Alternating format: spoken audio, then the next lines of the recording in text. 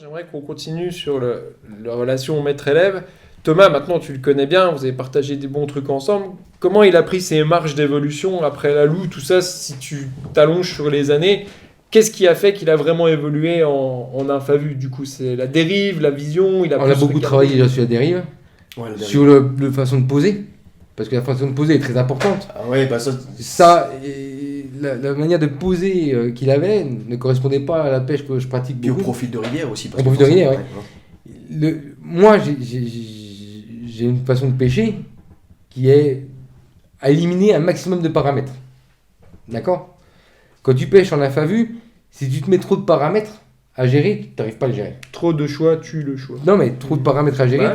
tu n'arrives pas à gérer. Alors, Ouais. les poser, les mecs qui me disent je fais poser tendu, ou détendu, ou cloche, ou machin, ou truc. Mais tu gères combien de paramètres? Tu gères un paramètre énorme. C'est-à-dire que si tu fais un poser paquet, bien claqué, comme je t'ai montré, tu fais un poser paquet bien claqué, tu prends juste ta distance du courant par rapport à la vitesse de descente de ta nymphe et tu mets bien en amont. Tu as juste à gérer à quel moment tu arrives sur le poisson. C'est ça. Tu n'as pas à gérer la profondeur. Ah, mais tu connais aussi les stages de tes nymphes, bien. Mais- Tu connais c'est ta ça, boîte, oui, quoi. c'est le truc de collecte. Et c'est là que je te disais tout à l'heure, qui est important, c'est que si tu voulais pêcher correctement et que tu ne pas feignant comme moi, bah, tu changerais de nymphe à chaque fois que tu arrives dans un endroit, parce qu'à chaque endroit, bah, c'est différent. Ouais, c'est Il intéressant. faudrait pêcher avec une nymphe plus Faudrait légère. avoir là. plus de stages, quoi. Voilà. Ouais. Il y a des mecs qui font des efforts. Hein. Moi, je pêche avec Florian qui fait beaucoup d'efforts. Ouais, Flo, Il change de ouais, nymphe oui, oui. relativement. Ah non, c'est trop lourd, non, c'est trop léger. Il change, il y va. C'est un autre style, il y a plein de styles. Il adore faire ça. C'est un très bon pêcheur aussi. Moi, j'aime pas. C'est une autre approche. C'est notre approche, c'est ça. Et il ramasse du Ouais. poisson aussi. Mais il en prend aussi. Il en prend aussi. Mais moi, j'aime pas. Parce que moi, je suis T'es feignant. plus dans le minimaliste Voilà, efficace. je pêche avec la nymphe que j'ai Tu choisie. dégraisses j'y tout le vais, quoi. bordel, toi. Ouais. Et voilà. Et je prends du poisson. Mais c'est vrai que si tu fais des efforts, t'en prends aussi. Par contre, il y a une phrase importante que tu as dit dans la conférence, que je veux que tu continues ça. Donc, dans la conférence, tu nous as dit si tu fais le goujat en arrivant sur une truite, c'est fini. Mais ça, je comprends que les faréos, elles se barrent. Mais est-ce que tu es d'accord avec moi qu'il n'est pas non plus le plus discret des mecs? Alors, c'est ouf, hein? Justement, je voulais venir C'est- ouais. sur ce point-là. Alors Franchement, déjà, ça, moi, c'est ce qui m'a impressionné, parce que quand tu apprends à poser, entre guillemets, j'ai envie de dire, voilà, Ok. bah non, là, dans mon cas, moi, des beaux posés bien détendus avec des dérives Ah longues. oui, pour être Et discret. pour être discret, Richard m'a appris sur nos rivières vers chez nous, toujours la discrétion, des beaux posés bien. Voilà, pas du posé paquet. Donc tu te dis, à un moment, la discrétion, où elle est? Moi j'ai vu Cédric poser paquet, faire claquer une nymphe. Moi aussi. Tu te dis, à un moment, claquer une nymphe même 50 cm avant la tête du poisson, Ou la pêche en sèche. ou la pêcher en sèche Très court. très court, alors que moi je faisais des posés à 1m50, 2m, 2m50 pour bien faire une dérive, voilà, que le poisson ait bien le temps de... Mais qu'est-ce qui se passe quand tu fais des longues dérives en sèche? Je t'ai expliqué. C'est que vrai. Tu dragues. C'est vrai. Parce que T'as si tu poses un court, micro-dragué, je m'en rends pas si spécialement compte. Si le poisson est actif, il gobe, il est en place. Mhm. Clairement, moi je préfère passer une sèche très courte parce qu'il va monter direct la chercher. Tu vois? Et elle va pas draguer. Elle aura pas le temps de draguer parce que t'es très court sur le passage. C'est ça. Si t'es long, donc oui, tu vas pas courir le poisson, Tu oui, vas tu pas vas faire des spécialement rêves. T'augmentes tes Mais risques des de micros- drague. dragage, dès que que ça tu va vois de- pas spécialement. Voilà, Ouais, c'est clair. Et je te l'ai montré 50 fois sur la loose cette année. Et je l'ai bien vu, ouais, le résultat. Et les résultats, quand t'as posé court, boum, ça montait ça direct. montait direct.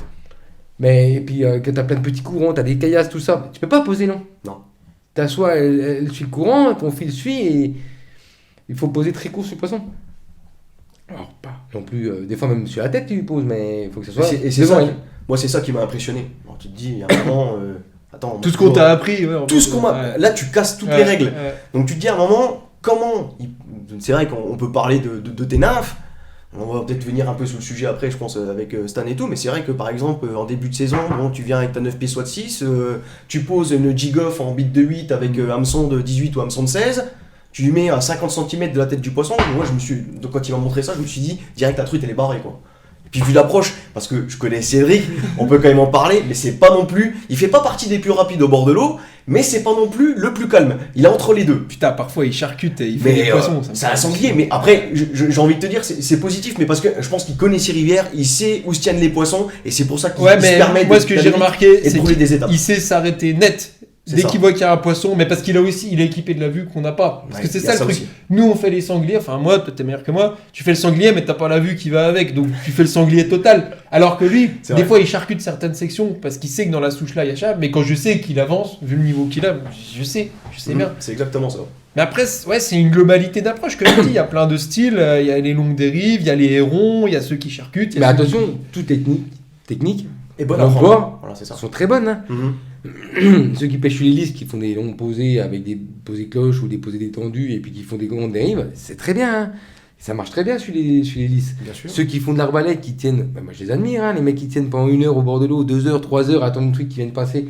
Mais toi, t'aimes pas ça. Non, mais j'aime pas. Mais bon, non plus, c'est pas ma pêche, mais moi, c'est pas. Mais je trouve que le mec, il a du mérite quand même, parce qu'il a attendu pendant 2-3 heures, il a fait le héron, et d'un coup, la truite elle passe, il passe la nave, boum, faut ferrer, et puis faut être prêt, quoi, parce que ça fait 3 heures que t'attends, quoi.